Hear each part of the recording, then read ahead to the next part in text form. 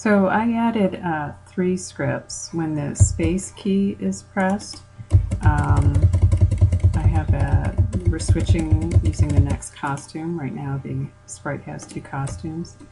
And then I also have, when the up arrow is pressed, I'm changing the size by 10, so it gets bigger.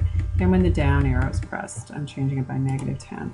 So this way you can stamp different costumes, and we can also make it bigger and then stamp or smaller.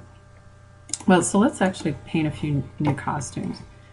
Maybe we want to be able to draw, say, a house. So I'm going to make some blocks. So I'm going to click on Paint New Costume, not making a new sprite, but a new costume. And I'll use the rectangle tool. I'm going to first make a framed rectangle, and then click on some, let's see, and then we'll use the fill tool. Maybe I'll fill it with brown. And so now I can make this a smaller block and then stamp and start kind of making like a little house or something, or a pyramid or some kind of shape.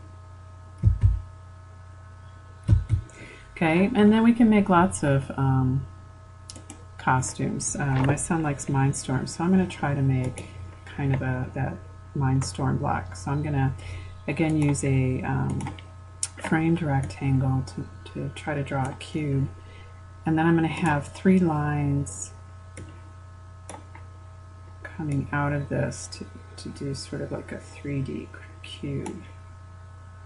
And then just make sure, if you're going to use the fill tool, make sure your lines connect to the rectangle and to each other, that there's no gaps.